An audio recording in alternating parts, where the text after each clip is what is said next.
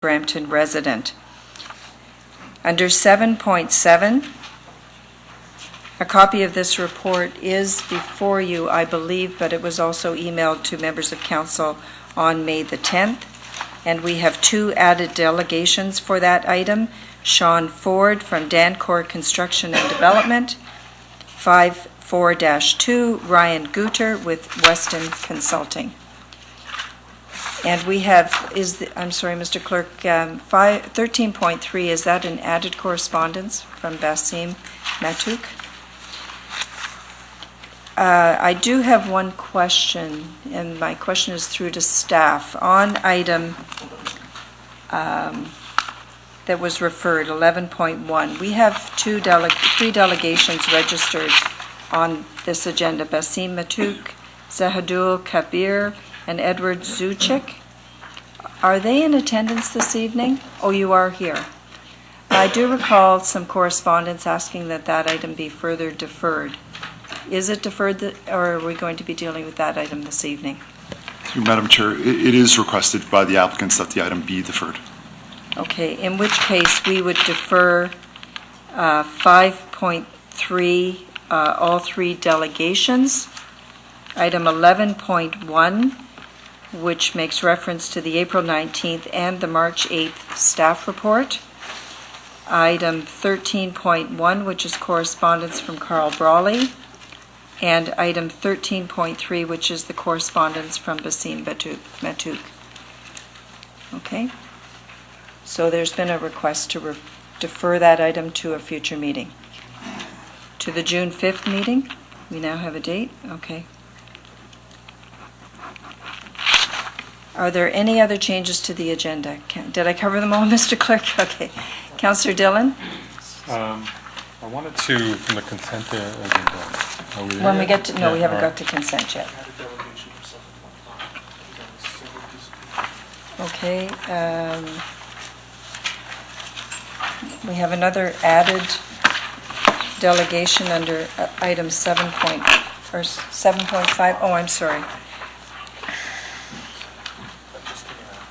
So it will be item 5.5 on your agenda, and it's an added delegation for Nitesh Kumar and Ranjit Daliwal, and they are the owners of 3407 Countryside Drive in Brampton. And that will be item 5.5. Okay, thank you. Councillor Dillon, your question was on consent. We'll go through the approval of the agenda first. Yes. Okay. Councillor Bowman? Yes, through you, Madam Chair. I'm just wondering, even though we took the items off that are deferred till June 5th, I believe Mr. Matuk wanted to speak to the deferrals, the continued deferrals, and the process for that. Is he still allowed to come forward and speak to that? So through you, Madam Chair, if committee decides to defer the item through approval of the agenda motion, then the whole item is deferred. It's not debatable. An option for committee's consideration, if they wish to hear from one or all three of the delegates tonight, would be to actually hear from them in the agenda order and then defer the item. Consider deferring the item at that point in time. It's up to the committee. Okay. Because he is here, and he did ask to speak. So, it's rather than waste his time, if we could just hear his delegation, because he's the only one of the three that's here, I think, or there's two. Okay. Okay, so I'm at the committee's indulgence. If you would like to wait for the deferral of that item until after we hear from Mr. Matuk. Okay. With those changes to the agenda, would someone like to move approval? Councillor Willens, all those in favor? That's carried. Thank you. So now we'll try to work our way through this. I'd like to remind members of committee and members of the public in attendance this evening, if you could put all of your cellular devices on an inaudible mode so that they don't disrupt this evening's meeting, that would be appreciated. Are there any declarations of interest under the Municipal Conflict of Interest Act? Councillor Dillon, you're on the board again. Is that for? No, it's just for the consent. Okay. Councillor Dillon, I'll recognize you now under the consent items. So I think there's a delegation for 7.5. That doesn't mean that 7.5 is pulled, does it? No, you'll have to withdraw it from consent. So I think if the delegation's here, I think that's fine, I'll leave that. Wanted to pull 7.6 out. So you're going to, it would be helpful if you would withdraw 7.5 as Okay, we'll well. do 7.5 and 7.5 and 7.6? Yes. Okay. Councillor Gibson? Thank you, Madam Chair. I'd like to pull 7.4, and I'd also like to, if we can at this time, refer it back to staff to review the original intent of the program. The eligibility Unless criteria? there's councillors that want to speak to it, but I'd prefer it, we send it back to staff to look at the original intent of the program. Okay. So on item 7.4, there's a withdrawal from consent and a referral back to staff to review the eligibility criteria. Okay? Thank Vote. you. With those changes to the consent agenda, would someone like to We didn't move vote on it. approval of the consent? Councillor Gibson? Oh, I was waiting for you to vote on that last one. Sorry. Are you going to move the consent I'll agenda be as happy to, amended? yep. All those in favor? That's carried. Thank you. We now move to the portion of the agenda. Yes? To refer it, that item? We've dealt with it as part of the consent motion as a referral. So I didn't need to refer it then? Through you, Madam Chair, as part of the consent motion, I took that the consent motion was to approve those items on consent unless they were withdrawn and refer item 7.4 back to staff Okay, as so you requested. put it all in one, okay, Yep. good. Thank you. Okay. So we now have reached to the statutory public meeting reports portion of the agenda. If I could ask staff to put, oh, that's a new slide. That one, thank you. This is a public meeting of the Planning and Infrastructure Services Committee meeting held in accordance with the requirements of the Planning Act. The proposals heard at this public meeting are as a result of applications made to the City of Brampton under the Planning Act of Ontario. These are not proposals of the City of Brampton unless they are specifically identified as city-initiated proposals. The intent of this public meeting is to hear submissions from the public. Members of committee may ask questions of clarification only, but will not engage in discussion. And I asked staff to put this slide up to remind those who are in attendance for the statutory public meeting items that where we are in the process, so you can see that these applications are at the very beginning of the process. So the first statutory public meeting is a report from Neil Grady, Development Planner, Planning and Development Services. It's an application to amend the zoning bylaw, Corsiac and Company Limited, Mattamy Credit Ridge Limited, to permit rear lane townhouses, stacked back-to-back townhouses, and apartment uses northwest corner of Lagerfield and Credit View Road in Ward 6. Is anybody in attendance this evening that wishes to speak on this item or see a presentation? I just need you to put your hand up. Is there anybody, one more time, is anybody in attendance this evening that would like to speak on this item or see a presentation? Seeing none, we will adjourn that item for this evening. The second statutory public meeting is a report from David Vanderberg, Central Area Planner, Planning and Development Services. It's an application to amend the zoning bylaw, Andre Sherman Architect, Royal Crown Homes, to permit 4 townhome dwellings on 14 Hillcrest Avenue in Ward 3. Is there anybody in attendance this evening that wishes to speak on this item or see a presentation? One more time, is anybody in attendance that would like to speak on this item or see a presentation? Seeing none, we will adjourn that item for this evening as well. And we'll move now down to delegations. And our first delegation is from Kevin Montgomery and Anthony Simone, co-chairs of the Cycling Advisory Committee for the City of Brampton. Welcome, gentlemen. Thank you.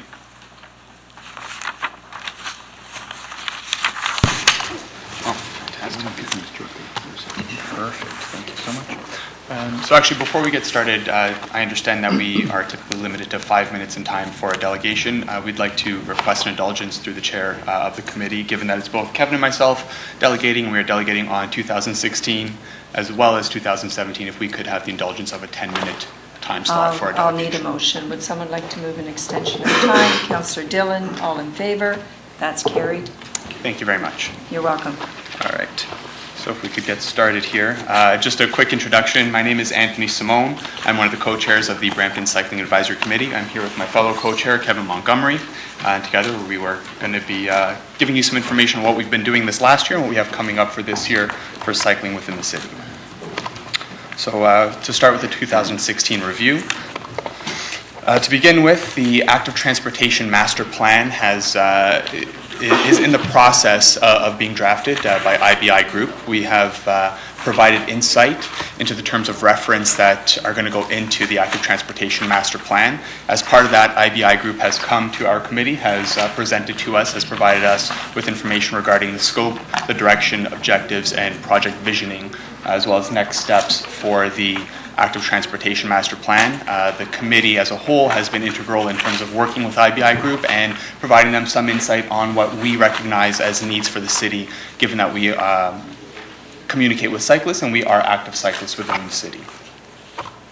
So community ward rides, this is something of great pride that we take through the committee. Community ward rides are something that we started last year. They started as a fantastic initiative. We had initially 10 community ward rides, and these were meant to be one ride for each ward within the city. The turnout was unbelievable. It started small but grew very fast. We had up to 40 members of the community turn out for any individual ride, which was just a fantastic turnout.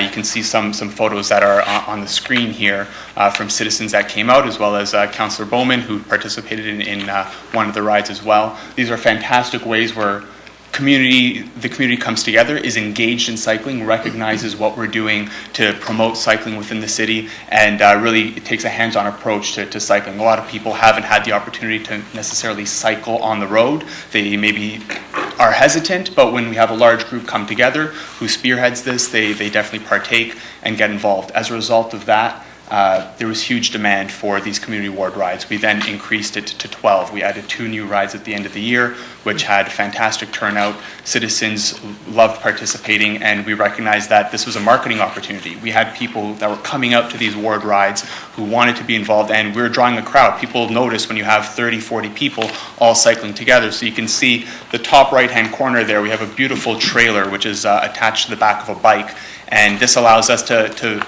literally market cycling within the city and tell the citizens of Brampton we are active within the community, we are promoting cycling, and we have a lot of plans on the go when it comes to cycling in the city of Brampton. This is in no small part from Council's investment in cycling in the city, and we do thank you for that. So moving on, we now have 6 brand new additional CAN bike instructors for the city of Brampton. For those who aren't aware, CAN bike instructors are as the name would imply, they're certified instructors who can take a role in teaching people how to cycle. And this goes from the very basics of, I've never ridden a bike, how do I put my feet on the pedals and physically move it, to more advanced stuff like, how do I be predictable on the road when I'm cycling? How do I avoid collisions? How do I minimize my risk while on the road while being a predictable cyclist, and also being able to model those appropriate attitudes while cycling. It also includes, from the very basics to how do you put on a helmet, how do you physically start riding. So these are fantastic resources that we now have, where we have new CAN bike instructors who can teach courses, who can teach children how to learn how to ride, how can teach adults how to be more confident when riding within the city. Going on now, we've been recognized by the Joint Committee of Western Lake Ontario Cycling Advisory Committees. So this is a joint committee that works within the Greater Toronto and Hamilton area and works with fellow cycling advisory committees. And now they've recognized Brampton as, quote, coming out of nowhere regarding cycling-related activities. So this is in no small part. Basically, this is due to our work as a committee and council's investment in cycling within the city. This is a recognition at a very high level saying that we are making a difference. We are now a meaningful and relevant partner when it comes to cycling within the Greater Toronto and Hamilton area. We are making strides and it is being recognized. As well, we've been making presentations to various community groups and schools. Personally, myself and Kevin have presented at the Peel Alternative School North. We had a cycling presentation there with about 30 students that came out and basically listened to us talk about cycling. And they weren't just there because their teacher planned it for the afternoon lesson, but they were actually actively there. There were students who made the commitment to actually come out to this presentation. They could have done something else, but they came to our presentation.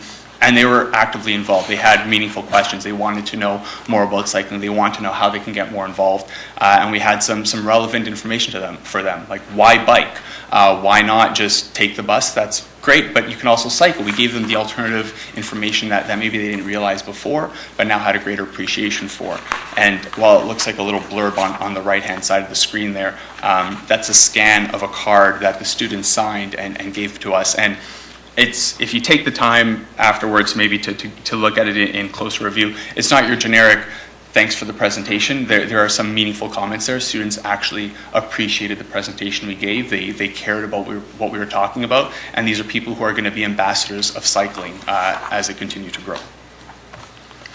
To go on just to highlight some other events that we have participated in or been partners in with the city. We've been a partner with the Bike the Creek event, and that was held last year, and it's coming up again this year as well. Part of that, we host the bike rodeos, and that is partly where our CAN bike instructors come in very handy. Bike rodeos, for those who aren't aware, they're essentially obstacle courses on bikes. And it's a great, fun way for kids especially to get involved, to maybe learn how to do the basics when it comes to bike riding, how to avoid certain obstacles, how to have fun bike riding, and really gets them engaged. As well as previously mentioned, we have our community rides, which were a fantastic success. We had an unbelievable Bike to Work Day turnout. You can see a picture there at the top right. We have some members of the BIA who came out to Garden Square on Bike to Work Day. We had a fantastic turnout with great coverage as well, and a lot of people recognized what we were doing. As well, we have Bike to School Week, where we had hundreds of students who were participating and biking to school, and this had spillover effect where they didn't just stop when the week was over, they continued to bike to school. This encourages schools to put some more infrastructure when it comes to bicycle parking, other maybe bike routes within a school. These are important things, and the more people participate, the more it's recognized. We've also had Solid Brampton Bike Fest and the Brampton Cycle Fest, where we've promoted our initiatives within the city. So I'll pass it over to Kevin here. We'll talk about upcoming events. Good evening, committee. So to close things off, I'll just be talking about what's upcoming in 2017. To summarize, we can expect more of everything that we've already been doing, bringing forward more policy recommendations, raising awareness of cycling in general, holding more events, and ultimately more people cycling is what we're after this year. We're starting off with a reintroduction of a bike basics course.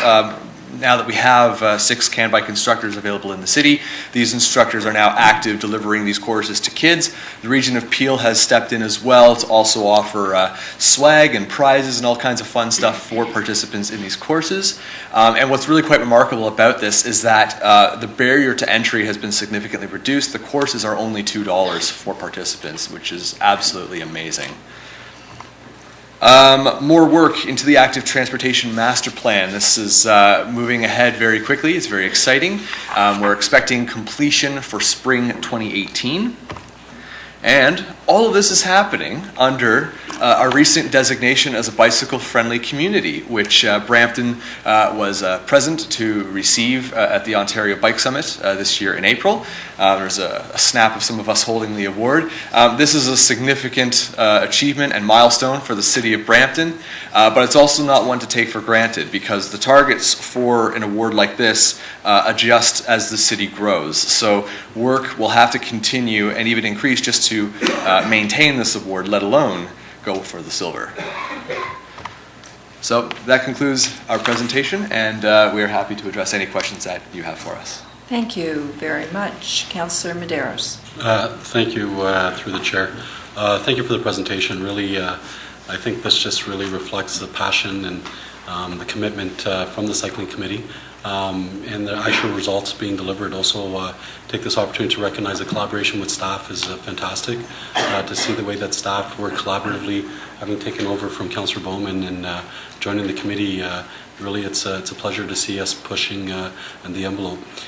In terms of, I guess what you mentioned here, the cycling committee going forth, and you talk about the recent recognition that we just received, and not to take it lightly. Can you expand in terms of the GTA? When we look at the infrastructure that's happening in Toronto, and you see, I was just recently in Ottawa, and they're pretty advanced in their infrastructure, and I know we talked about the cycling committee. Can you just give us, help people understand, what leaps we've taken here at the City of Brampton and where we're going in terms of developing our plan, and just a little bit, expand a little bit on what was said in the presentation?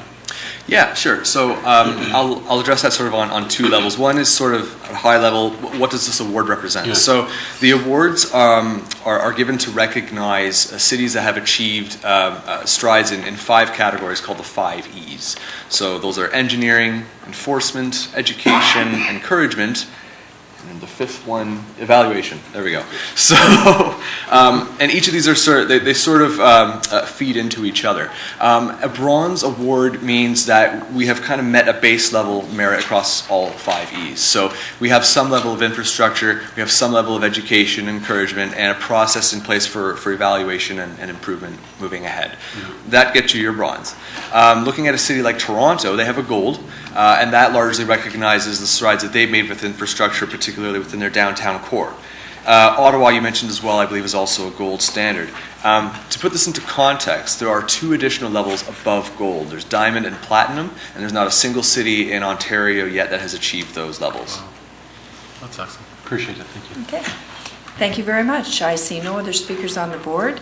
Someone like to move receipt of the delegation? Councillor Medeiros, all in favor? That's carried. Thank you very much, Anthony and Kevin. All of our committees rely on volunteer citizens, and thank you for stepping up. Thank you. Thank you. The next delegation, I'll ask that we bring forward report 7.1. And the first delegate is, I'm sorry.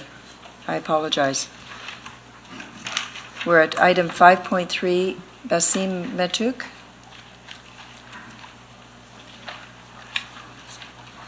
Are we going to skip?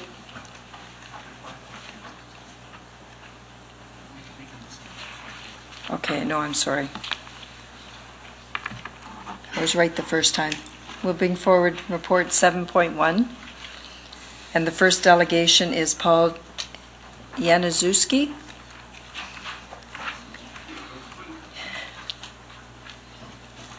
I don't know how close I was.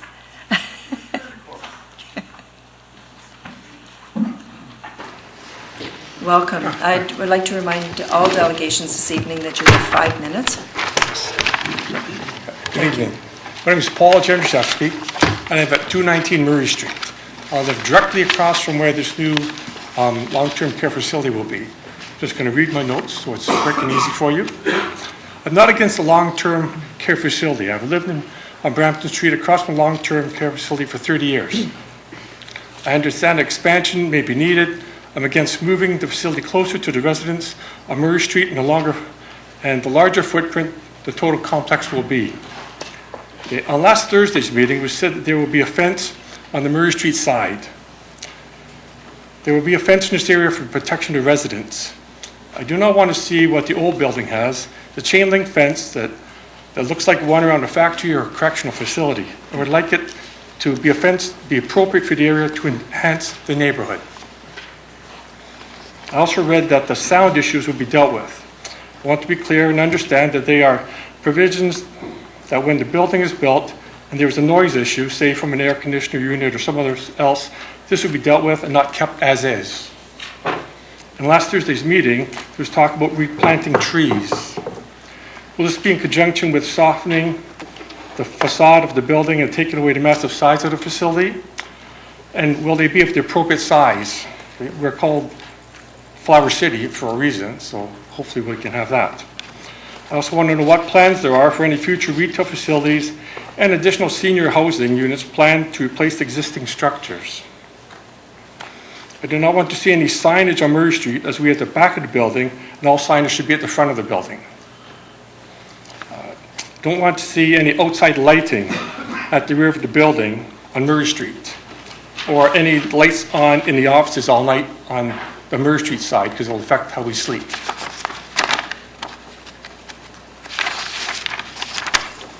In the conceptual drawing, there's two large structures protruding towards Murray Street. They will be 8.65 meters away from the sidewalk. I would like to see these protrusions gone. In this way, there would be a parquet setting for the neighborhood instead of a 4-story residence with offices on the ground floor protruding towards our houses. Spending a little more time and probably more money at this point is justifiable for a building will be sitting for 60 years or so. The consideration for the 170 residents have been thought out. Now it's time to think of their neighbors, us. I'm confident that there's an architect or an engineer can find a solution for this. This will affect the neighborhood in a positive or negative way. The neighborhood will be affected negatively when there's a 4-story structure jutting out towards Murray Street, as it already has, as the neighbor is told me that he's going to already move because there's a large structure protruding towards the front of his house. Or it can be a positive way when there's a small parquet in front of the houses and people want to live here. The city has done and will do a lot for long-term care residents, as they should, and for the future housing to be built on the site. The city must make changes to benefit those that seem to be neglected, the other residents of the community. This would be appreciated. Thank you. Thank you, Paul. I have Councillor Gibson on the board. Do you want to speak? Do you have a question of the delegation? Okay. Okay. I think the leeway here to just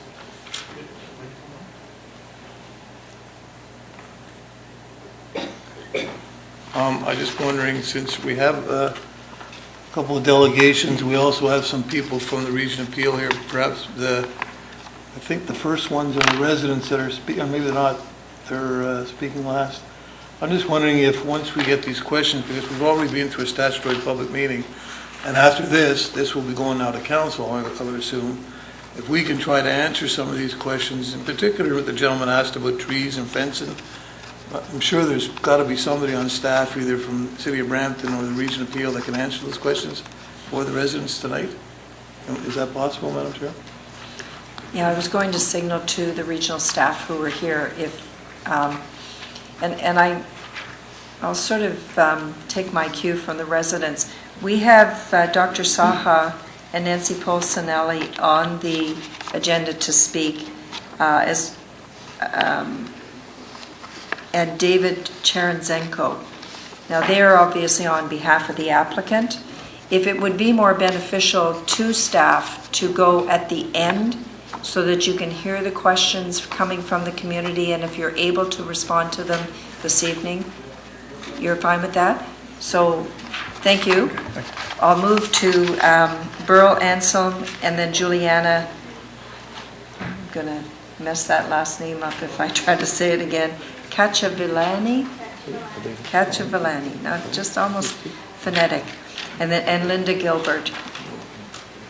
So we'll hear, if you have any questions, staff from the region will make note of them and try to respond to them this evening. Welcome, Burl. It's Beryl. Sorry. Is it possible for me to have some of those appendices up on the screen? Some of the appendices in the... Yeah, those. Okay. Cool, wonderful. So I am here to say that we need to decline in principle the amendment to the zoning bylaw. That's my thing.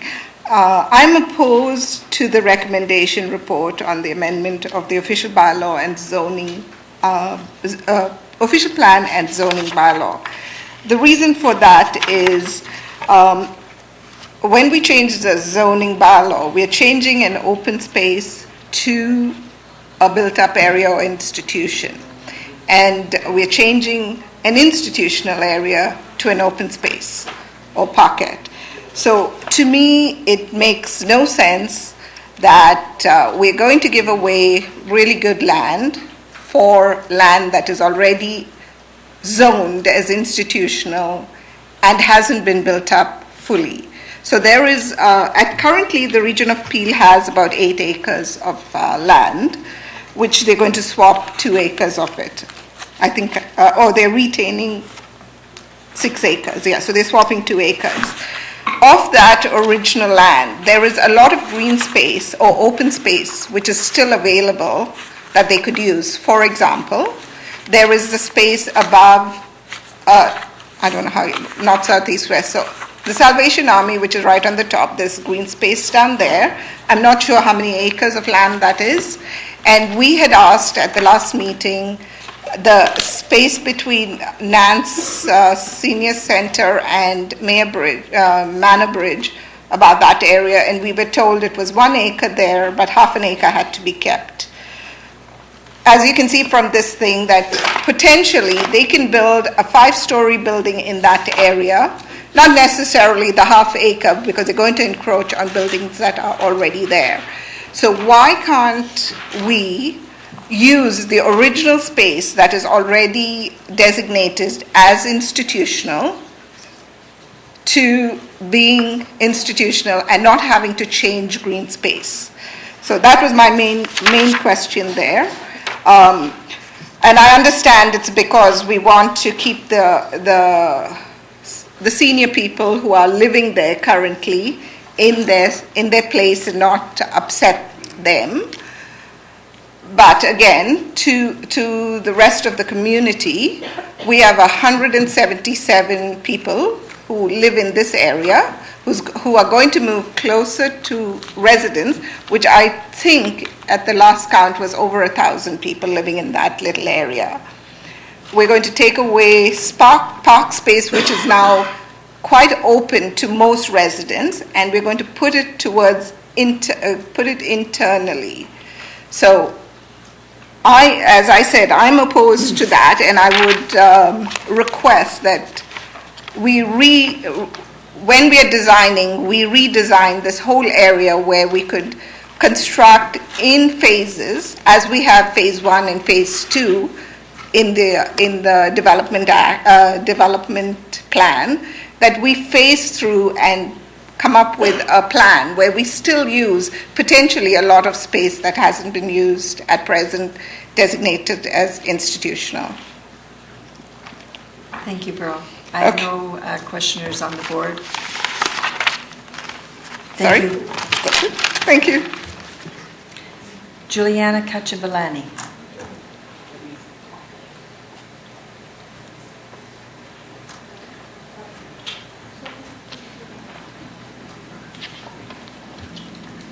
Welcome. Thank you. Good evening. Okay, I'm going to be talking about land use and in the development plan phasing. Okay. It is mentioned in the report of Phase 1 the potential conversion on Murray Street, which is institutional land, has started an environmental site assessment. And records of the site conditions with further recommendations to be conducted. But the records of site conditions for Phase 2, which is currently parkland, which is existing as institutional land, will only be conducted after the land swap. And after the building of Phase 1, which was the new Peel Manor. And after the demolition of the existing Peel Manor, which is an institutional building. Okay, taking this all into account, that the land use in Phase 2 has the potential for more risks to the neighborhood using this area, from less sensitive to more sensitive. Why? Why is this being done at a later stage? Okay. I request that due diligence and detailed assessment of Phase 2 be done. Oh, excuse me. Just relax. Yes, thank you. Okay, let me start again. I request that the due diligence of this be done before Phase 2 of any land exchange between of the amendment of the zoning bylaws, so that everyone is well informed about the potential environmental risks that we will have in our neighborhood. Okay, so the long-term, for the long-term well-being. So for the long-term well-being of all the vulnerable citizens, which would be children and seniors and all residents of the neighborhood using this, that are currently using this park space, be considered. The reduction of health and recreation activities of the area residents for any environmental risks that are found at a later stage. So I request that the land transfer and amendment bylaw be postponed till future assessments have been completed. Thank you. I'm going to ask staff if they're in a position to respond to that, because if you've seen the report, there are almost 6 pages of conditions that need to be met. So the application for the rezoning is subject to all of those conditions being met. And one of those is the environmental site assessment. So if staff can maybe elaborate on that a little bit in terms of process. So even though we approve it, nothing is finalized until all of the conditions have been satisfied. Alan, or, sorry. So through you, Madam Chair, I understand the resident's concern in that she wants assurance that the park is going to be clean and that there aren't any environmental issues. So we share that concern, and I will explain a little bit why, because I know that the language is very technical in terms of the report, and I think once I provide the explanation, the residents will be a little bit more assured in terms of the condition of the property moving forward. So what we're talking about here is a swap of land as between the city and the region. The region currently has a building that is located on what will eventually become City Park.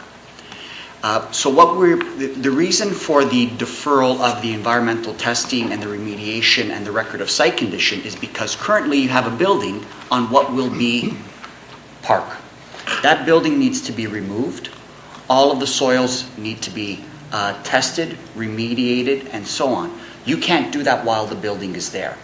And remember, what we're talking about is an existing facility with the region constructing a new facility. So the new facility has to be completed first so that they can move the residents from the existing facility into the new facility.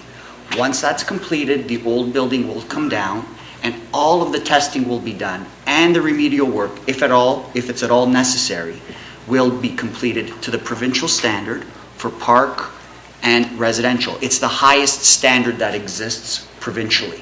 So that part will be cleaned up. There is another component of it, which I believe you've referred to as well, which is that we're asking for a record of site condition and some testing be done of the park block itself. The park was already, prior to it coming to the city, would have been tested. We're doing it again.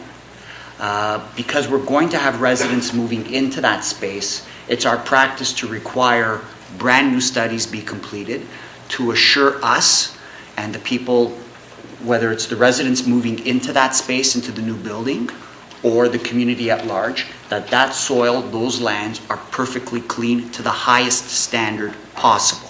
So that will be done as well. So there's a timing issue here because of how the residents will be moved from one building and transitioning into the new building. We can get the soil testing done in respect of the existing park space that's going to be built on now, and that will be done now. And then the balance of the lands will be tested and remediated if necessary, again, to the highest standard, once it's at the earliest possible opportunity. It can't be done earlier because there's a building sitting there currently. We need that building removed, the soils put back, and once that's done, we can get that testing and certification done. Hopefully that answers your question, but I thought it was important. To clarify that the number of conditions that were in there and the very strict guidelines that will have to be met. But I think we have a question. Do you have a question?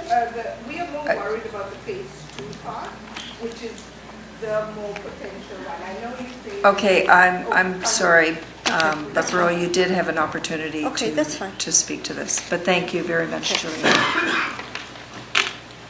Our next delegate is Linda Gilbert. Watch your step, Linda. That's why I sat at the front so I wouldn't have too many steps. Madam Welcome. Chair, councillors, thank you for hearing us. I'm reading it because I'm getting old, my memory's not that great. I just wanted to say that Peel Manor is not just an institution where old people go to die. It's a home to 177 people. It's a family, albeit a large family, but not unlike yours. We all have relatives with different levels of physical and mental function and different ages. Some of them live with us, some by themselves. There are people at Peel Manor who have lived at home on their own for several years and who now need someone to help them with small problems like just reaching to comb their hair, and also bigger problems like not being able to walk to the bathroom, cleaning their teeth, even feeding themselves. There are those who have cognitive problems. They're not sure where they are or even why they're there. They need consistency and routine, and they get confused with the slightest changes in daily living. Some residents need very little assistance, and others need full-time care 24 hours a day, 7 days a week. Peel Manor offers our 177-member family all of these things and more. They have activities that are designed to suit their individual needs and capabilities. To suggest moving them to other facilities and breaking up their community family while building a new home for them would be a very difficult, possibly disastrous adjustment. They may not be part of the big community picture, but if given a chance, I think some of them would enjoy being included in it. The new Peel Manor building would ensure that their quality of life could continue, and the new planned hub could provide some of them with the opportunity to once again be included in a community outside their home. I truly believe that building the new Peel Manor on the site suggested would be good for both the residents, their family members, and the staff, and the improvements to the surrounding area by creating a community hub, newly designed park space, and a modern building would be a desirable asset to the general area. Thank you. Thank you very much. I'd now like to invite Dr. Saha and Nancy Polsinelli to join us for your presentation.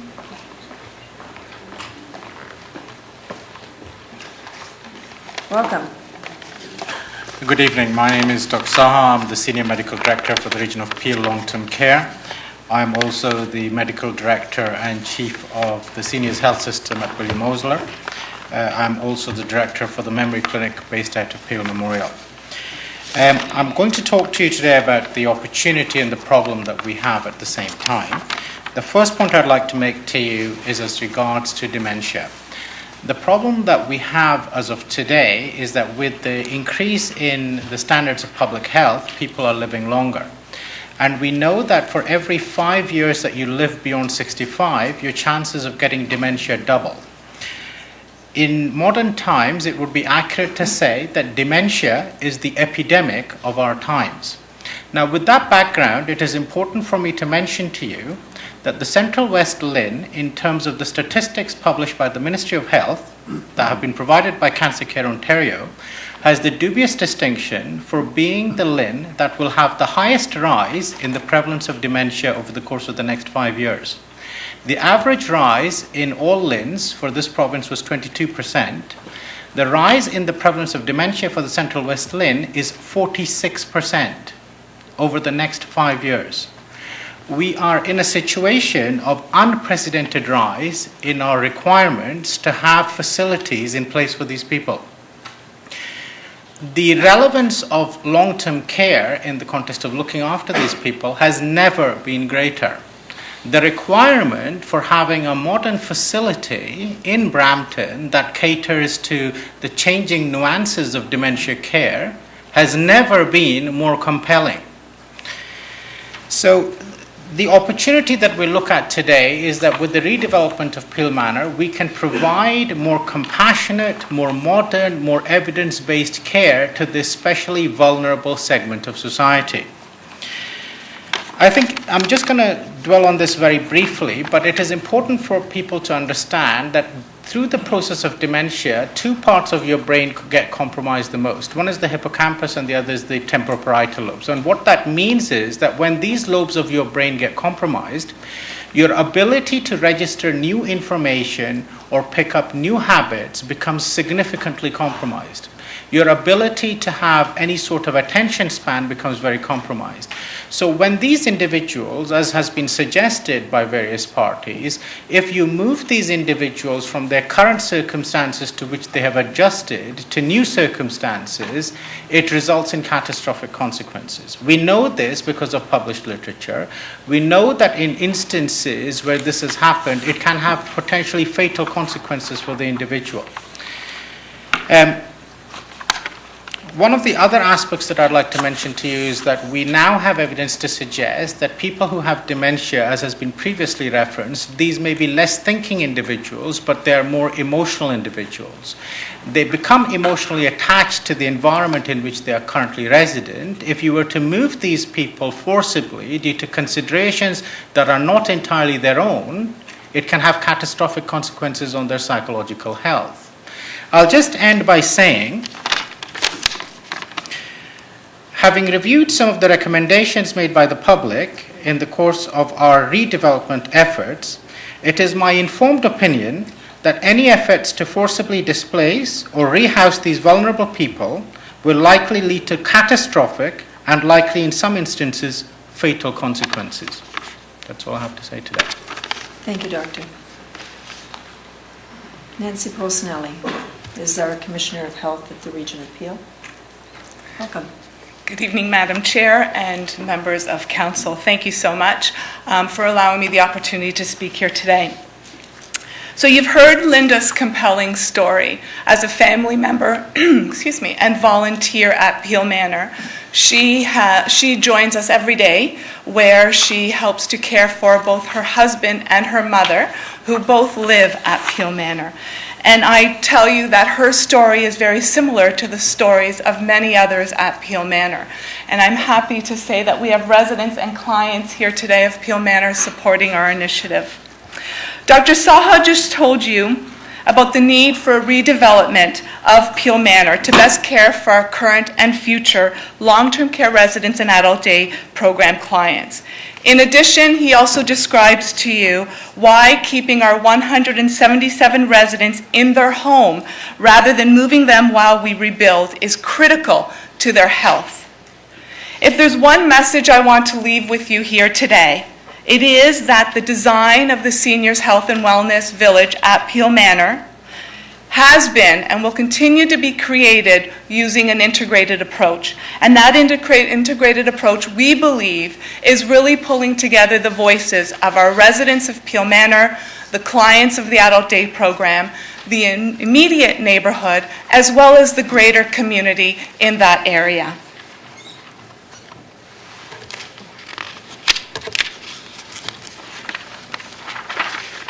We are certainly planning to build a best-in-class long-term care home for 177 residents, current and future. This also includes those with dementia. In front of you, you have a picture, a rendering of the new building and the surrounding area. If you look carefully at the building concept, you will see the wings of a butterfly. There are wings, one at the top, and then one at the bottom of the picture. And it's connected by a long central section. Each of the two wings feature 3 smaller household sections on each of the 3 upper floors. Focusing on a person-centered care approach, this household layout maximizes not only operational efficiency, but it provides a home-like environment for our residents. It allows us to place 2 central nursing stations, one on each side of the butterfly on each floor.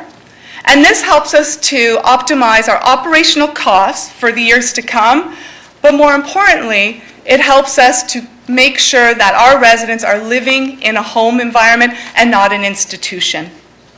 In addition, this design truly supports those living with dementia through the size and path of the hallways you would find inside the building, the location of the dining area, the social and family areas, and the specific resident room features. And as Dr. Saha shared, our construction approach means our frail and vulnerable residents move just once. We move them just once, and we give them the gift of time and health and life. We have worked hard, very hard, to address the feedback from those living in the immediate neighborhood, our residents' neighbors. We have changed the building shape. So what you see here is a building that's not a big brown building where the wall is a big brown wall is facing Murray Street. And that was the original concept. We've also changed the location to eliminate that feel of a big brown wall. We have moved the building further away from Murray Street, and it's even further than the city requirements. And this is to minimize the shade that would potentially be on Murray Street. The loading dock for deliveries, the garbage pickups, have also been tucked away, so you won't see them on Murray Street. The entrance would be from Main Street, and what it does in particular is it keeps the noise level down. The new design increases the total amount of green space, both close to the building and Murray Street. As you can see from the picture, the design creates a very large park area, and the park area is meant to ensure connected pathways so the entire community can enjoy it, no matter what age, no matter where you live. What we're trying to create is a safe, age-friendly environment, just steps away from all of the neighborhood. We will plant more trees. As you know, with construction, we will need to get rid of some trees, minimal trees. But the goal is to replant those trees and even more. And they won't be baby trees, they will be large, mature trees. And that will do 2 things. It'll improve the aesthetics of the area, but also it'll help with the privacy that our neighbors on Murray Street are looking for. The question of fencing was brought up. So to speak to the fencing, the building closer to the front has a town hall or a community hall. You'll see the shaded pink on the main floor. That's actually stained glass window, and that's a community hall that can be used and shared by all of the community. To bring the outside or the inside out, there will be a lovely chain link fence. It's a wrought iron fence that we will put there. It won't be a wood fence. It won't be 9 feet high. It really is to improve the aesthetics, but most importantly, when residents use that community hall, they'll be able to come outside and also use the outdoors and remain safe. Next, I want to draw your eye back to the building itself. So I mentioned earlier that we have the 2 wings of the butterfly, and in between that we have that central location, that long central section. It's in this section that we intend to create a community hub, of which Linda referenced. That community hub is for the entire community. It's for their access, it's for their enjoyment. And in the hub, we would have services that may include primary care physician, allied health service providers like a physiotherapist, a chiropodist. We'd have social services, cafes, and also social spaces where you can enjoy, just like that community hall. And we can't forget the hairdresser, because there will be a hairdresser. These services will be open to the entire community, both those living on the property right now, Nance Horwood, Manor Bridge, Salvation Army, as well as Cheshire Homes, the people that call those places homes. But it will also be accessible to the neighboring community. That is more than 500 people within walking distance of services that will allow them to age in their own homes rather than moving away when that time approaches them. In closing, I am confident that with the changes in the design that we've made for this Seniors Health and Wellness Village at Peel Manor, we have balanced both the needs of and the benefits for the entire community. And that entire community includes our 177 residents, the adult day program clients, our neighbors on Murray Street, and the community and our taxpayers that live in that area. Thank you. Thank you very much, Nancy. I see no questions. You actually do. Councillor Sprovieri. Thank you. Thank you for the delegation, Nancy. Just looking at the concept here, there's a parking lot just to the left of the massing of the buildings. Mm-hmm. Is there a building at that site now where it has to be removed, or is that vacant space or part of the park? Thank you for your question, Councillor Sprovieri. I'm going to do the smart thing, and I'm going to ask the people who really know the whole design of this. So if I may, sure. I will call upon David, who will be able to give you a better understanding and answer your question. Yeah, because if it's empty space and the people are concerned about the building being too close to Murray, I don't see a reason why it couldn't be shifted more to towards the left where the parking lot is, and perhaps the parking lot switch locations if possible. David, I'll pass it to you. Sure. Actually, I think. Could you state your name for the record? Yeah, it's David Cherizenko from Stantec Consulting. You're I'm the next agent. delegation anyways. Yeah, so this is your first. Yeah, I'm done.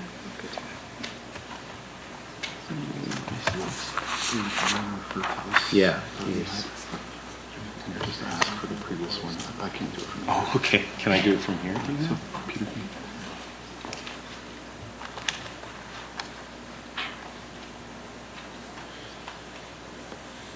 That's it. Perfect.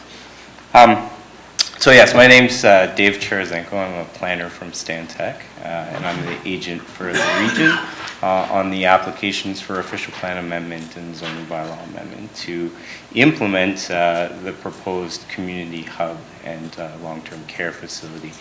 It's very faint on this particular photocopy of the composite plan, but you can see a hatched outline of the existing Peel Manor facility, and I draw your attention to the middle of the slide where the western leg of the existing building actually extends within a few meters of the eastern edge of the proposed building. And that's actually existing resident space within Peel Manor that is requiring, and it's speaking to where exactly on the plan we're showing future parking for the new building. So we're actually, that becomes our development limit, our eastern development limit, to be able to propose a new building on the site, on the overall site, while maintaining the existing facility. So anything, frankly, east of that line, we've looked at open space areas that range in size from about 0.3 acres to 0.5 acres in size, and each of them, even if you combine them, wouldn't be sufficient in size to produce a development area suitable for the long-term care facility and community hub that we're proposing. So this actually, where we're proposing it now, is the one area on the overall site that we were able to manage both an interim measure for the parkland, which is immediately north, which the city staff were adamant of maintaining while the construction of the new Peel Manor was being built. And then, of course, you get a contiguous area to that existing parkland once the existing Peel Manor building is demolished, and that area can be returned then some for parkland. We're actually adding 2% of the overall area for parkland purposes to what was existing today. Councillor Sprovieri, does that answer your question? Yeah, I understand. Yeah. Okay. I don't know whether you were going to cover that in your presentation or not anyways, but... Okay. So Commissioner and Dr. Saha, were you going to, was there more to your presentation, Sure. David? If you'd like me You're to start next now. on the docket, so and I see, Councillor Gibson, was your question for the doctor and the commissioner? No, I thought he was finished, so I was just going to make comments. I don't know. Okay, so well, are you okay if we let David do his presentation? If you want to take a seat, thank you. I'll make it very quick then, because I can see that obviously a lot of great speakers have spoken before me about the design intent behind the community hub and long-term care facility. But I just wanted to take this opportunity to thank the staff from both the region and the city of working tirelessly, frankly, for a couple years now on trying to perfect this concept as much as we could.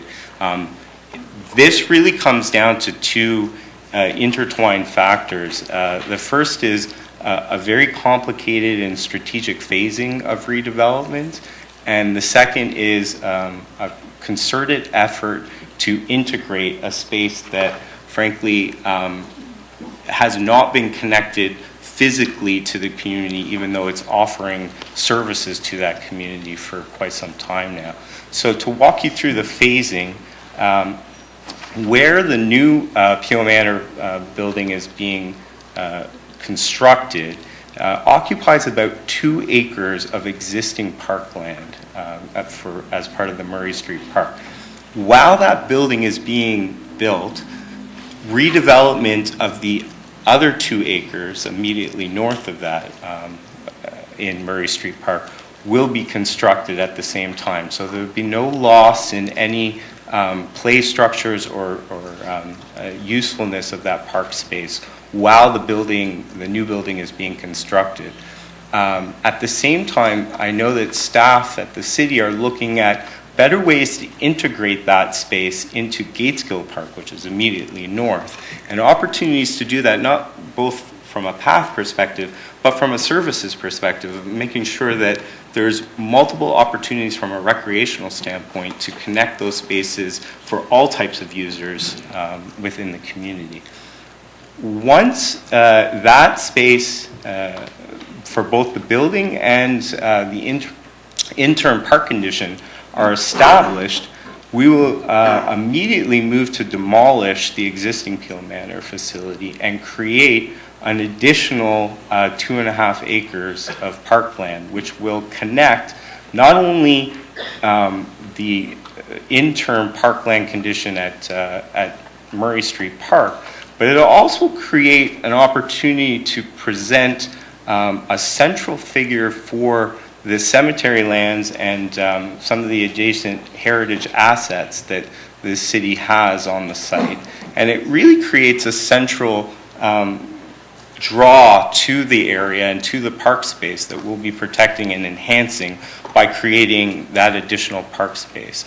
So that's essentially phase 2 of the plan. And I think there was some discussion about the environmental remediation required once the existing Peel Manor building is demolished. And that, of course, is happening as part of a land transfer agreement that John has spoken to briefly, that has been carefully crafted so that all the interests, not only between the city and the region, but the general public are insured through that agreement and this approval. So there was some discussion about fencing and treed areas and how the building could be managed in terms of its facade along Murray Street. And of course, once the approval for official plan amendment and zoning bylaw amendment is brought forward, we can quickly move to the site plan approval stage and really hammer out all of those finite details around landscaping and open spaces and connectivity that the community has spoken loudly about. And we've heard through over a year of consultation, not only in the public statutory forum, but informal processes that we've held with regional staff as late as last Thursday. So, great. Thank you. Thank you. Councillor Gibson, you have a question, and I'll ask you to move receipt of the 6 delegations. Okay. Thank you very much. Thank you. Councillor Gibson's moved receipt of the 6 delegations. All those in favour? That's carried. And item 7.1 has been brought forward. Councillor Gibson. I think it's important to step back in the process a bit and explain, particularly for the residents in the area outside of the Peel Manor block, and how this came about. And although Peel Manor has served the community for a very long time, somebody told us the other day it was over 100 years with the original building. And with even with all the best staff that we could ever think of having in Peel Manor trying to run it, the bricks and mortar don't cut it anymore. And it's just simply impossible to add to that building anymore or try to do anything but recreate another building that would serve not only the people in Peel Manor, but the people in the neighborhood, including the other regional buildings around, the Salvation Army, and the residents. So when Councillor Moore and I started talking to staff about this, it wasn't even about the building, it was more about the need for Peel Manor, Councillor Moore, you remember, and then it moved to how we could try to figure out what to do with those residents at the time when you needed to build another building. So as a delegation, we here have said that it's virtually impossible and unrealistic to try to move those residents in a time where they're vulnerable. So the only alternative would be to build a new building, leave them as they are, and then move them into the new building and create what we've done. Initially, Councillor Moore and I had some concerns, and we're trying to address what we thought the residents of the area, not just the residents in the housing across the street, but also in the other buildings around, would think. And I lived in the area. I was one of the original buyers. In fact, I owned a house 2 doors down from Barrel. So we went through a lot of process right from the beginning with staff before it even came public about how we could create a building and create a park and make at the end of the day, make that park and the building better than what it actually, the whole thing is today. And I think Nancy had talked about it. Originally, it was a block. It was really a rectangular block that was going to sit there, and I think we all looked at it and went, that's not really good. Not only for the people going to be in Peel Manor, but for the neighborhood. So this process, I don't know how many times it's changed, but I know I've seen at least 3 or 4 different concepts of what it did to get it to where it is today. And a lot of the reason why was to accommodate more of the sight lines for the residents across the street, and in particular be able to create something within inside those walls of Peel Manor for those residents.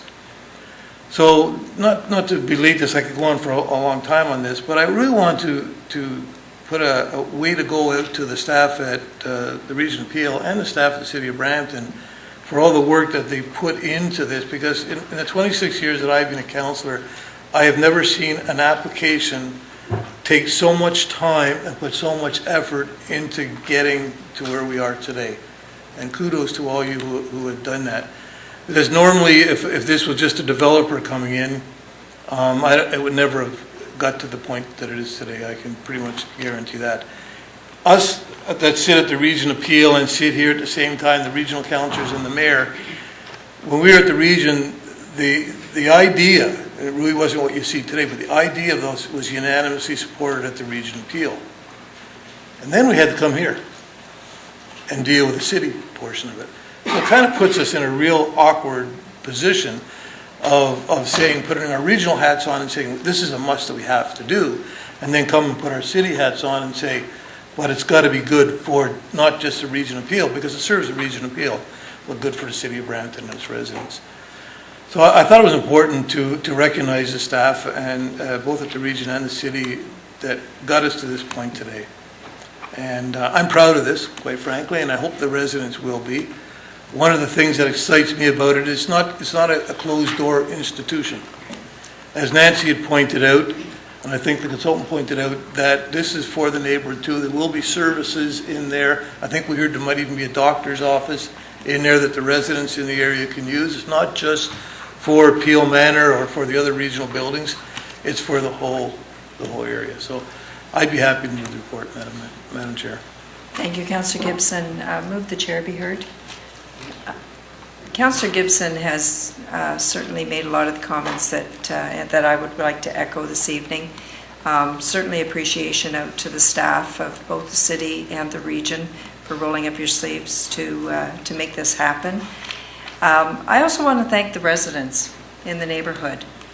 When Councillor Gibson talks about what the original concept was about this, well, it turned into a butterfly because of the comments and the concerns and the issues raised by the neighborhood. And I think, and the neighbors that took the time to come out to Peel Manor when they had their marketplaces and talk to the staff when they came to your doors. I think it's evidence that when there's open communication and people feel safe expressing their views and their concerns, that we end up with a better product at the end of the day that everybody can support. And it doesn't mean that you're not going to keep a watchful eye over the construction and the finished product. I just want to know if there's a Tim Hortons going to be in there, because I think they're just going to keep building them until there's no more lineups. But certainly if they're going to open their doors and make it welcoming to the community, I think that there's certainly a net gain for the community. So Councillor Gibson has moved the recommendation. All those in favor? That's carried. Thank you very much. Can I ask a question? Hi. Hi. My name is Eileen Stewart. Hi, Eileen. I'm concerned about the corner that they're talking about. What is going to happen to the two cemeteries that are out there? I think that, I'm wondering if maybe David, could you spend a bit of time with Eileen, perhaps just out around the corner? And you can get one-on-one conversation. I live at Greenland, and I have a concern with these people that have been here for a long time. Absolutely. I think that was one of the conversations that was top of mind as everybody engaged in putting this proposal together. So, but the architect and staff from the region would be more than happy to talk to you, and especially around the preservation of the cemetery lands that are there. Okay. Our next delegation, if anybody's going to leave, I'll give you a couple minutes to leave the chambers.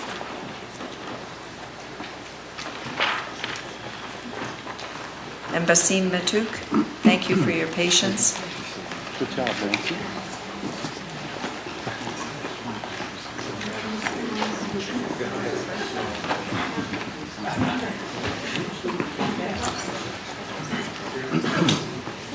Thank you.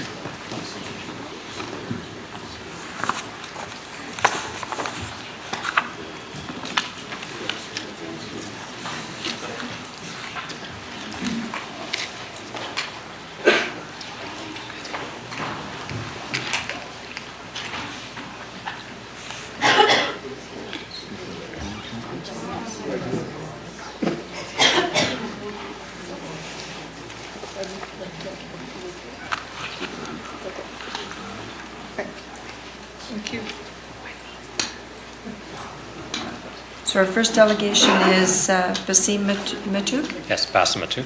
Basim, I'm sorry. That's all right. Welcome. Thank you.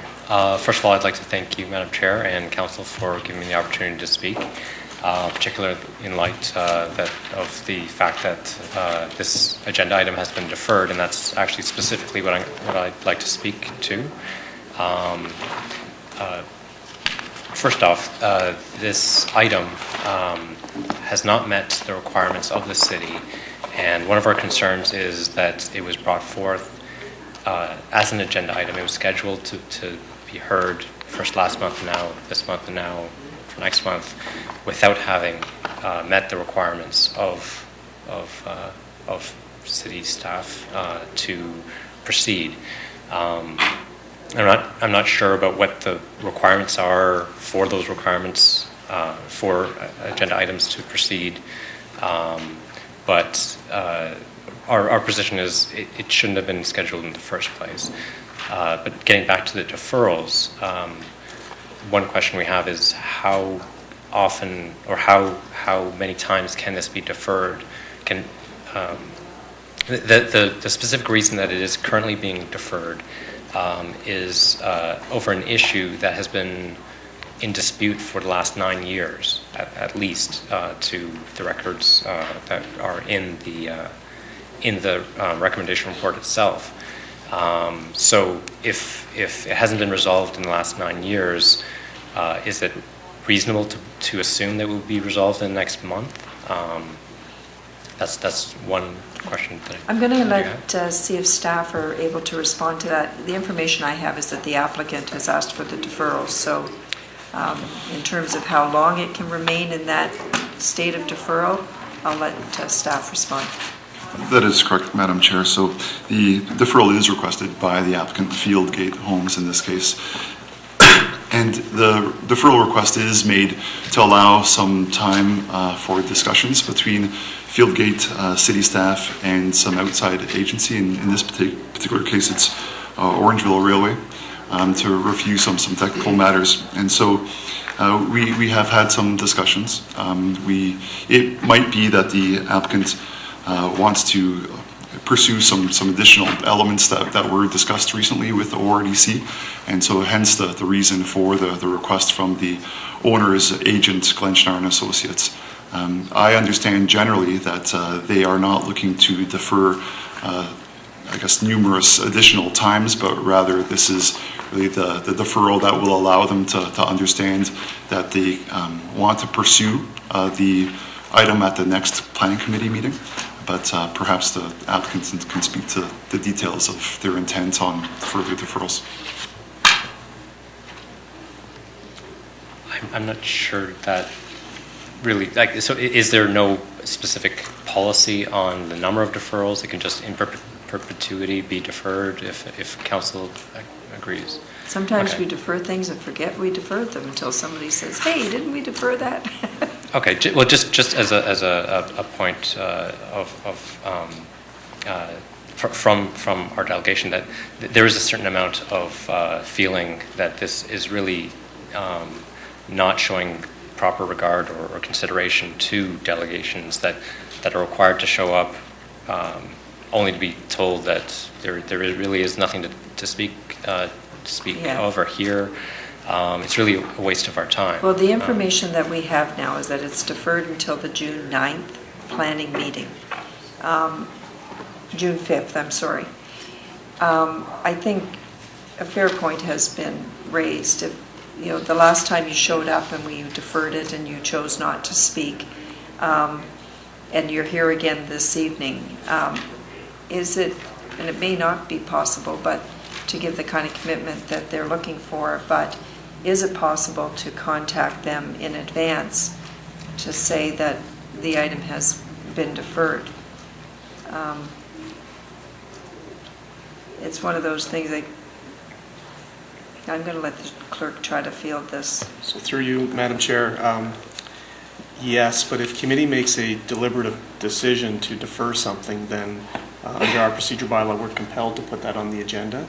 We can advise prospective delegates that this is what might happen, but we can't commit to what will happen. It's up to committee to make that decision when it shows up at the June 5th meeting, for example. Okay, so if there was, for example, if on June the 5th, it's deferred until that meeting, council could make a decision based on a request or other reasons to continue to defer it.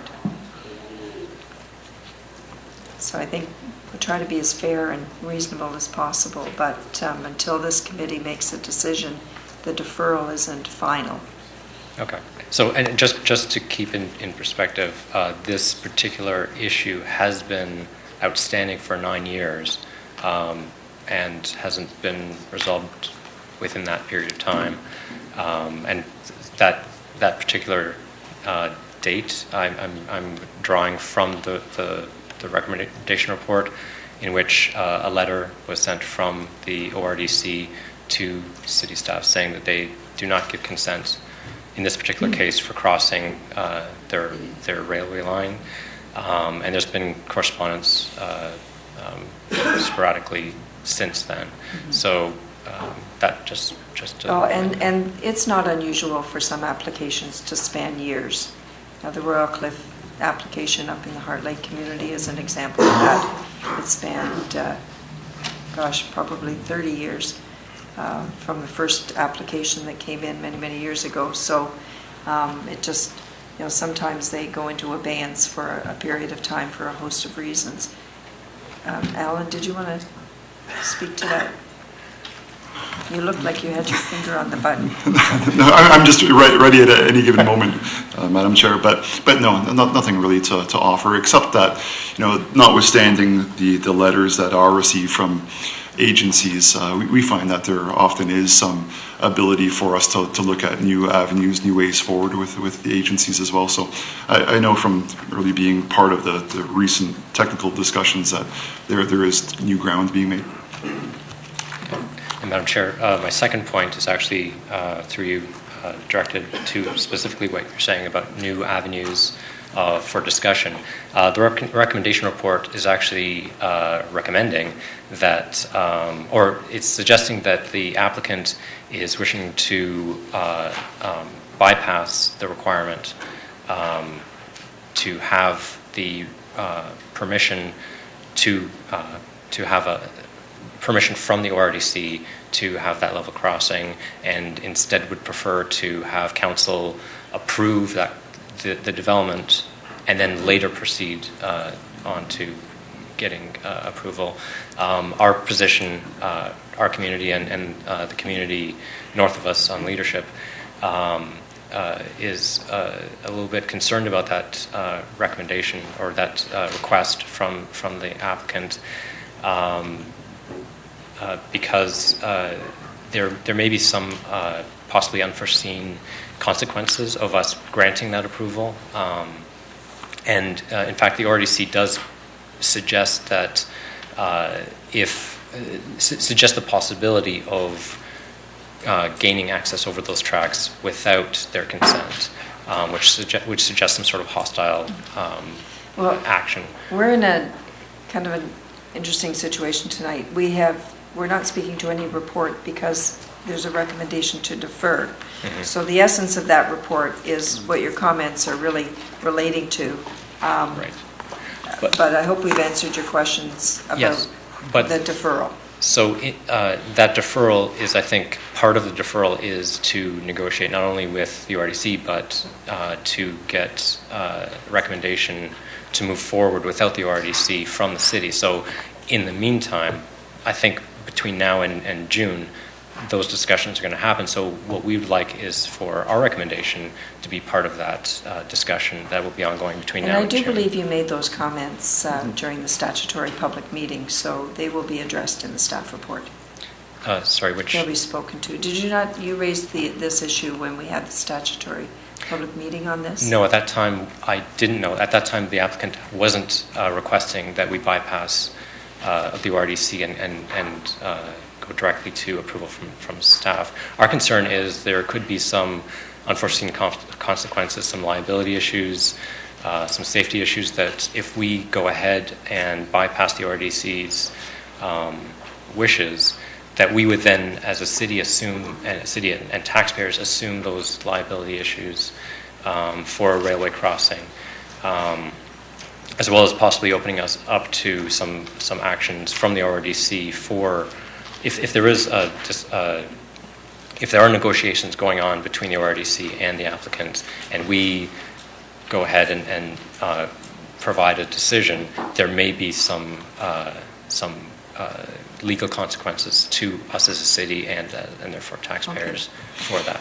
Through Madam Chair, perhaps I can just offer that city staff is currently looking at all of these access matters and comments from ORDC, and obviously as mentioned in discussions with ORDC and the applicant. So within our forthcoming recommendation report at a later committee meeting, we'll be providing details and analysis on all these matters for committee to understand. Including any legal implications. That's right. Thank you. We just want to make sure that everyone is doing their due diligence and isn't exposing the taxpayers to I see our lawyer shaking his head yes. Okay, excellent. Thank you. Someone like to move receipt of the delegation? Councillor Bowman, all in favor? That's carried. Thank you. Thank you. There are two other delegations on that matters, Hadul Kabir and Edward Zuchik. Yeah. Did you wish to speak this evening as well? It's being deferred, right? Or do I? Yes, the matter has been deferred. So I'm not supposed to talk about... That's correct. So I have nothing further. If it's just talking about the deferral, then I have nothing else to add. So all things being well, we'll have another date on June the 5th. Yeah, do we automatically get added to the delegation for June 5th? Yes. Okay. Thank you.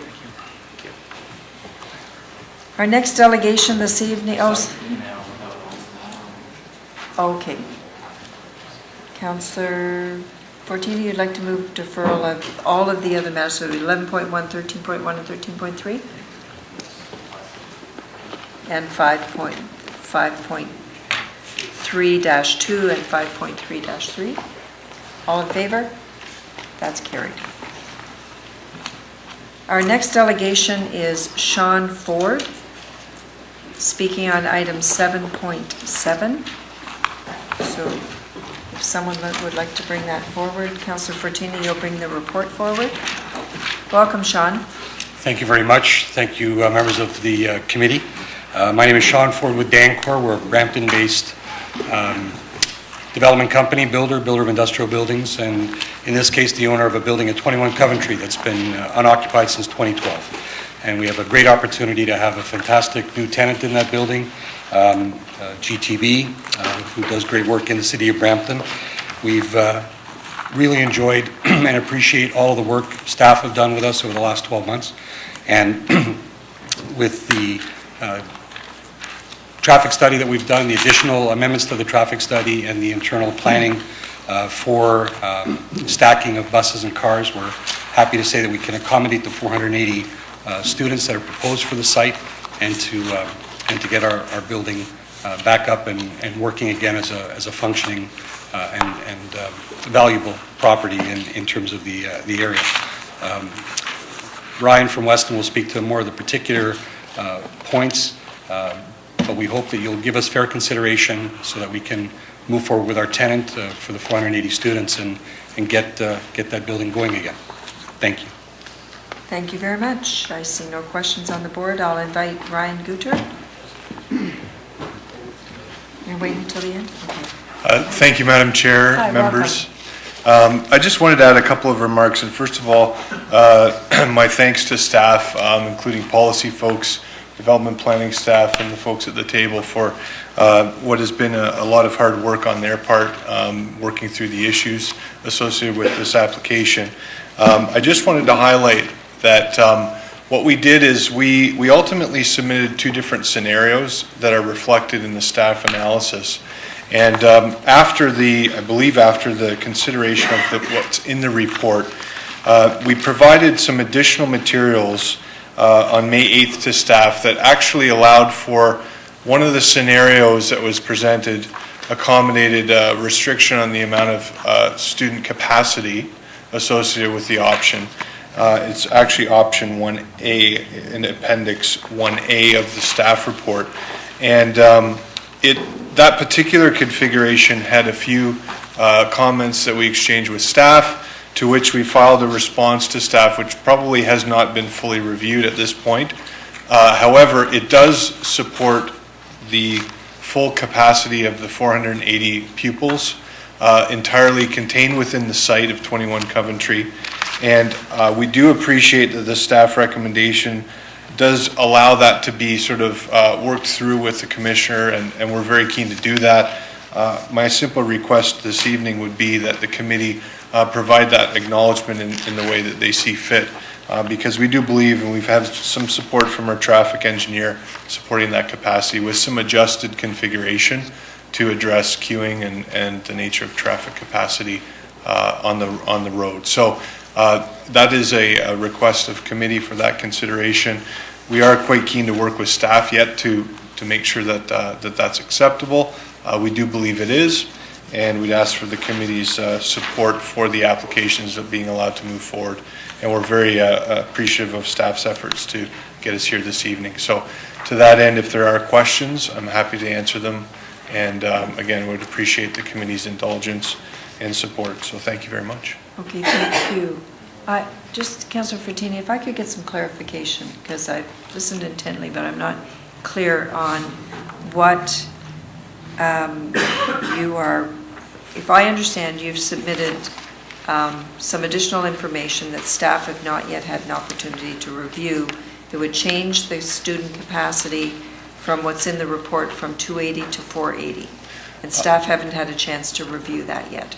Is that correct? If I may, Madam Chair, there were two options presented, one of which had additional lands to the east being added for queuing purposes for buses and vehicles. And what we did, that's what's reflected in the report as the two options. While we were working through those scenarios, we ended up having discussions with staff, some engagement with them. We went through some further analysis with the scenario that's on the screen in order to adjust the amount of queuing to provide additional queuing on the property. That, according to our traffic consultant's findings, would allow for this scenario, which staff have currently suggested, be capped at 250 pupil capacity. Our traffic engineers suggested that it would accommodate, with the revised internal configuration, a 480 student capacity. So at the moment, the recommendations don't specifically deal with the precise adjustment that we've since provided. At the time of writing this report, I don't think it was fully vetted by staff. Okay. Councillor Fortini, or you would like staff to respond to that first? Yeah, through you, Madam Chair. So Ryan's correct in stating that there's been two alternatives that have been proposed to staff. Staff is generally in support of both those alternatives by being alternative one being the subject site with utilizing a traffic easement or access easement over the abutting property to the east. With that scenario, staff agree with the use of lands for the proposed school purpose, but it is identified through our traffic staff review that with that scenario, the student population, actually the entire population of the school, so that would include staff as well, that it be limited to 480 individuals. With the second alternative, as shown here on 1A, with the lands self-contained, with access being contained on this site, staff to date have said that with it, we would have to limit the number of occupants in the building on site to 250. So we understand that there is some additional technical analysis that has been recently put forward by the applicant, and we'll review that with the applicant to understand if it might satisfy us to be able to increase the number of individuals on the site with the school use, and we'll do that. The way the subject report is written, and it's actually recommendation number 3, it identifies that there will need to be a maximum that we're implementing on site. The recommendation here, though, doesn't specify those two occupant really loads. It doesn't reference the 480 or the 250 for either of those scenarios, but rather that the commissioner, both of Public Works and Engineering, as well as the Commissioner of Planning and Development, be satisfied on those matters. Within the body of the report, it does speak to those two maxes as I've identified, but we do, with the recommendation and the way in which it's worded, have the ability to work with the applicant and ultimately satisfy ourselves. Okay. Well, I was concerned that there may need to be some new language in one of the recommendations. If I may, Madam Chair, my purpose this evening was to just convey to the committee that the additional information was available. In an ideal scenario, we would have had the ability to solidify that now to give the ultimate tenant some comfort, of course. However, it's at the mercy of committee, and we're keen to move forward with staff. So. Okay, thank you. Councillor Frattini. Thank you, through Chair. So, to staff, I know we just received most of this information. So we're going to accept the 480 going to with the new information they provided. Is that I understood? So again, Madam Chair, so staff currently, have been of the position that with the alternative one, which uses that adjacent site for an access easement, that with that alternative, we could support a maximum number of individuals of 480.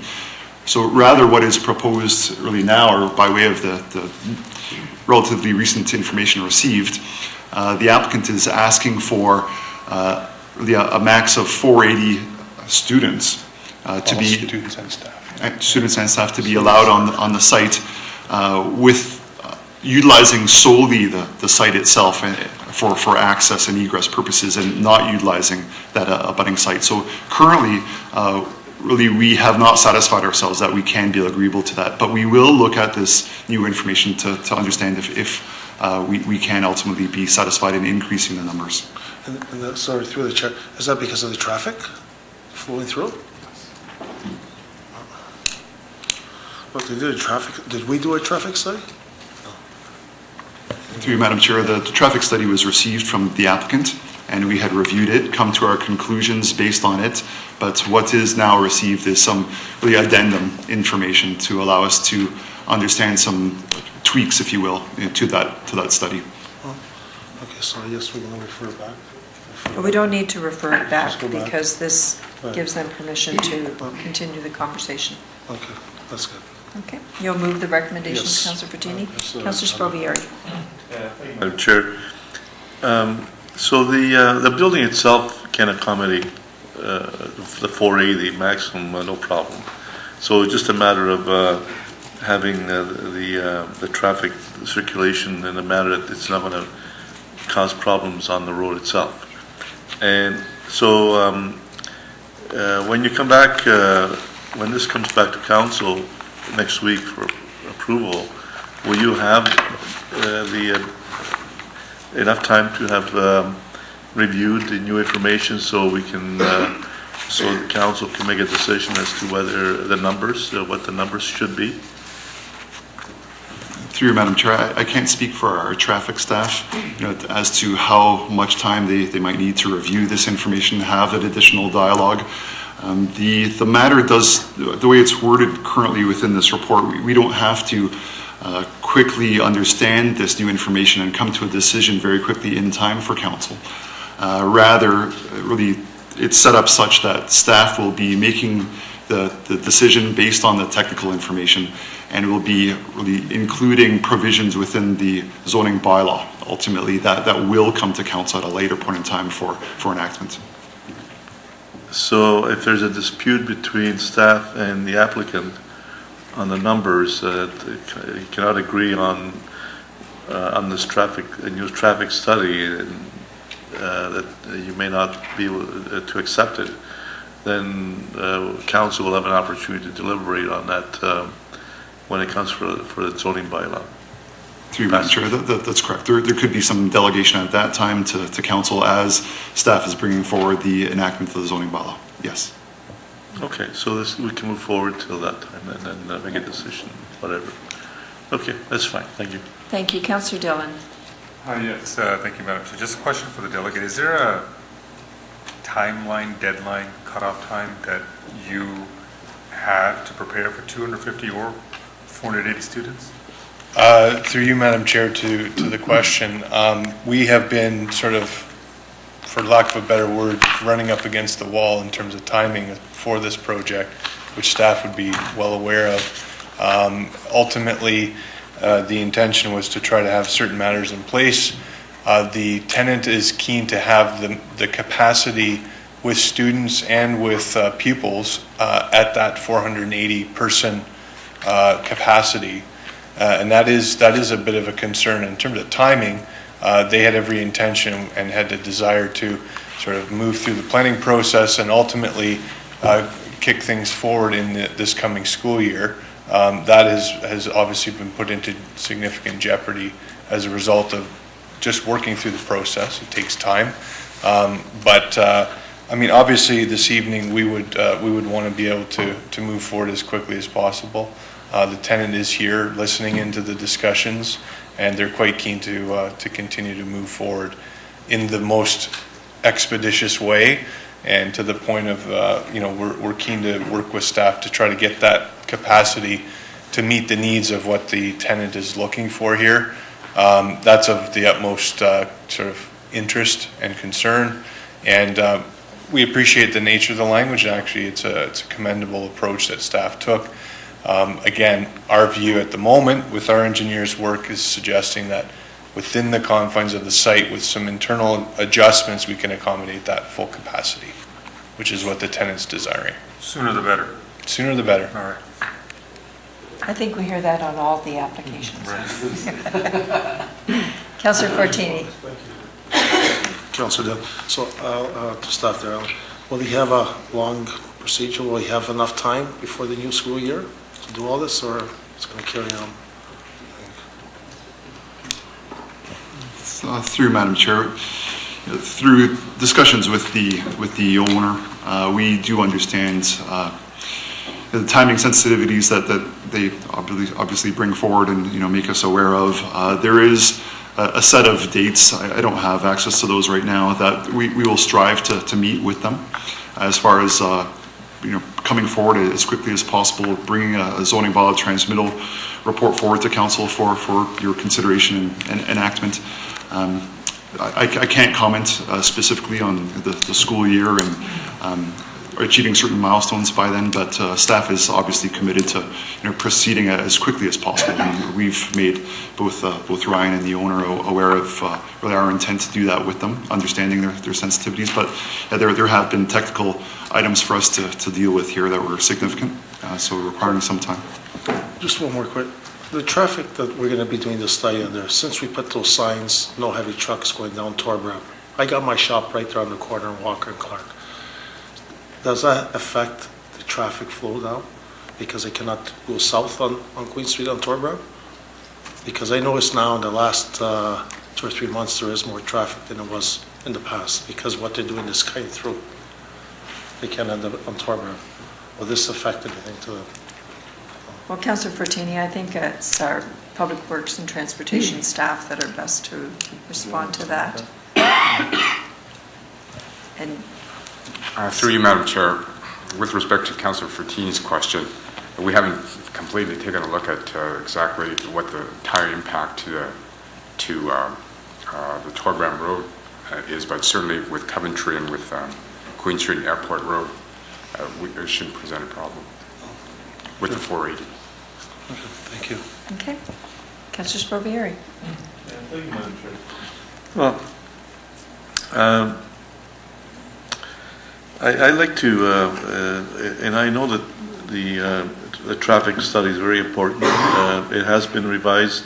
I don't believe it should take an awful long time. I recognize the urgency of the applicant to move this along.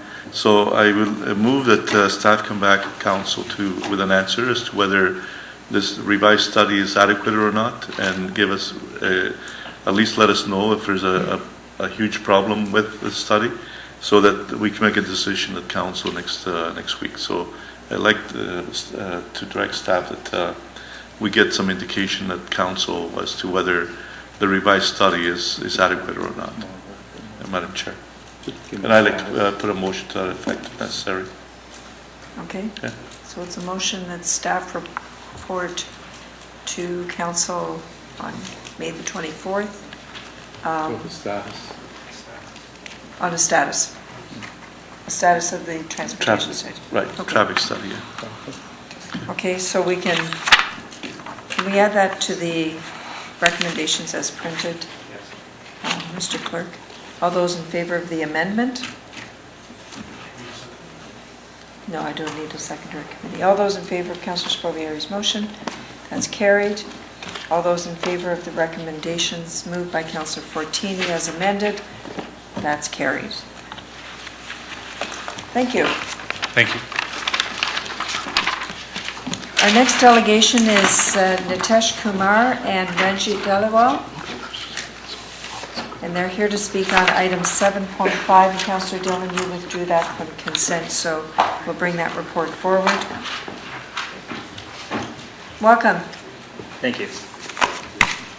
Ranji couldn't be here, so it'll just be myself. So. Thank you. Just a reminder that you have 5 minutes. Perfect. Good evening, members of council. My name's Nitesh Kumar, and I, along with my partners, own the neighboring property on the west side of the proposed commercial plaza on Countryside and Goreway. After reviewing the recommendation report from the city and the proposal from the current owner, we have some concerns that we'd like to bring to your attention. We're not against the development, but we'd like to work with the existing developer to see both sides can be happy. We've tried to have discussions with the current owner, but have not received a response despite the number of events, so we're bringing this up to your attention at this point. If the current applicant does not want to do a joint project, we'd like the planning committee to entertain the option of treating both parcels of land as one commercial development. In the current scenario, we're being landlocked and it's not the best use for our property. Furthermore, we've had a few discussions with the city's planning department, and they've advised us that due to the plaza entrance or the proposed plaza entrance being close to our property, that they would not feel comfortable allowing another commercial entrance on our property. And that has an impact on any future development that we may want to do in the future. Further, I'd like to bring your attention to a couple of points in the recommendation report. We'll start with point 6E. In the city's recommendation report, the report asks the current owner to establish an access easement in favor of the adjacent landowners. That would be us. We'd like to have a better understanding of where this access point would be, and we'd ask that if we could work with the current developer to make sure it works with our future development plans as well, and it doesn't leave us left out. Next would be the Appendix 1, which is on screen. On screen, you'll see the Building A, which backs on to pretty much the length of our property all the way. That's the concept site plan that suggests leaving the existing, 3.5 or 3.2 feet tall chain link fence as is, as a barrier. We feel that this drastically lowers the marketability of our property, and having a commercial building backing onto a residential, which is zoned as, I believe, low density estate residential. We ask that this Building A be moved to another part of the property or be relocated as well. Next is the Appendix 7, future residential layout option. So the recommendation is for a residential development of the 3 adjacent lot, which we are, I believe it's Appendix 7, yeah. Right there. Perfect. So the current developer is recommending a residential development on the 3 adjacent lots. We are currently on only one of those lots, and this is contingent on the other 2 parties agreeing to doing a residential development. If they don't agree to doing a residential development, we're essentially left with I believe it's an existing stormwater management channel on the east side of the property, and on the west side we've got a rear-facing commercial building. So we would ask if the planning committee could maybe facilitate a meeting with all 4 landowners, the commercial plaza and the 3 residential owners, to see if we could do something joint and see if there's a better option for us. Okay. That's all. Thank you. Councillor Sprovieri. Thank you, Mr. Chairman, Madam Chair. Just a question to the delegate. The chain link fence that you spoke of through the chair. Yeah. Can you just clarify that again? Which one is you're proposing to leave as a chain link rather than replace it? Yeah. If we can pull up Appendix 1, please. Appendix 1? Yes, please.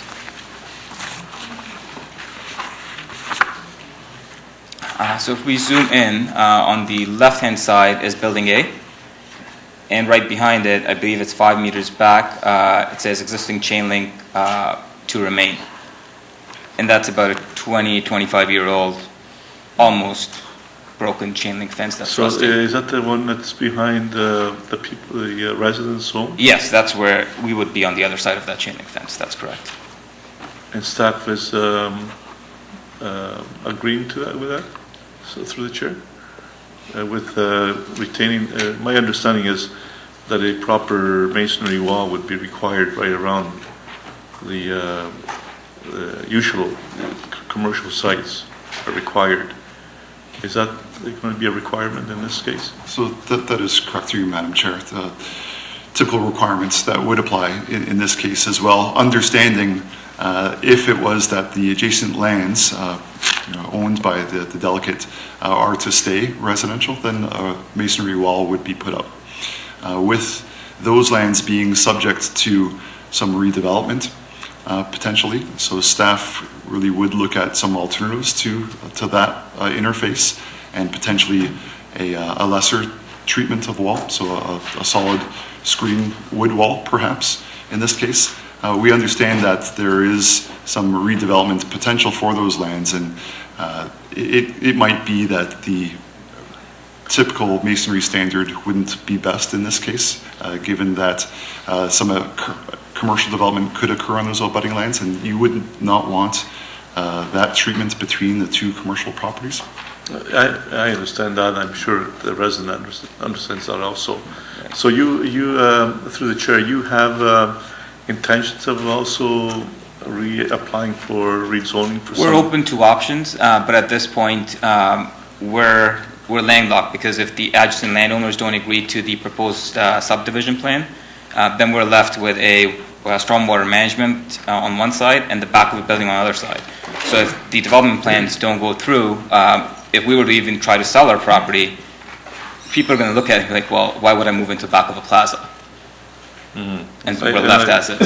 And I understand your point. Actually, if staff, perhaps you can address the water channel that runs through the neighboring property, whether, because the concept plan that you show here,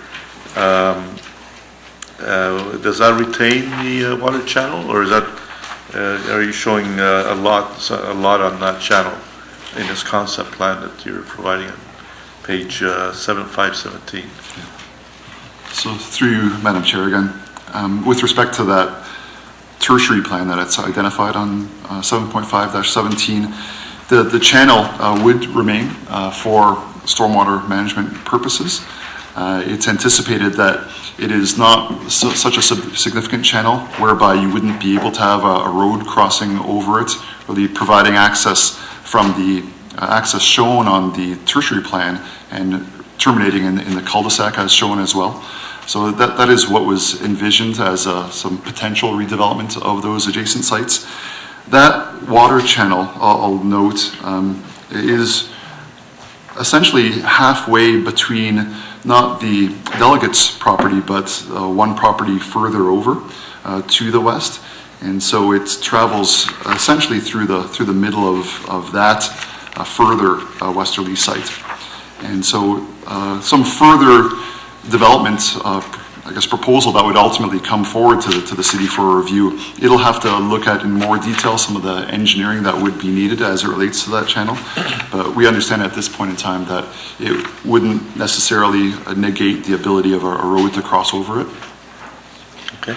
Madam Chair, I don't have any more questions of the delegate, but I do have other questions of staff. Okay, would you like to move receipt of the delegation? Certainly. All in favor? That's carried. Thank you very much. Thank you. Okay. Through the chair to staff, I actually, when I looked at the design and saw potential redevelopment of existing 3 or 4 estate homes along countryside, you would be proposing to have 2 accesses onto countryside, one for the residential and one for the commercial. And the first thing that came to my mind was whether that's really wise to have 2 accesses so close together, and most likely with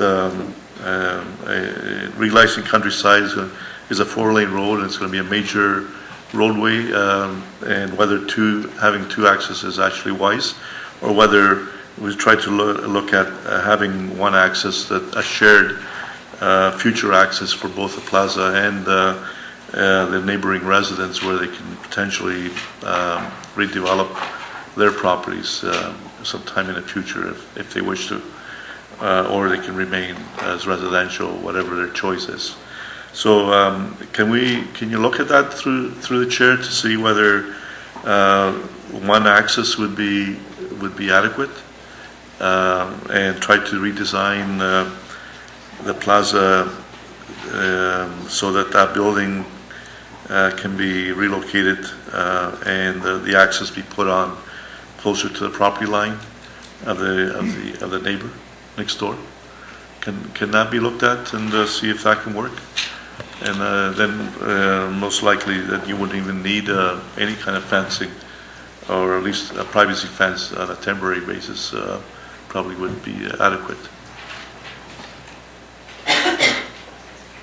So through you, Madam Chair, while staff could look at a situation like that, we have already kind of reviewed as well, and in speaking with our traffic staff, we've come to understand that the tertiary plan as shown could work. I can't comment entirely on, I guess, the ability of the residents as shown in the tertiary plan, that the new residential area is having a full turns at that road long term. Ultimately, we found that the redevelopment of both the commercial site and the adjacent 3 properties to the west is quite difficult, just given the context. But the tertiary plan as shown here, can work ultimately. What's shown as the residential lands on the tertiary plan, we do see that as likely staying as some form of residential and not a commercial development.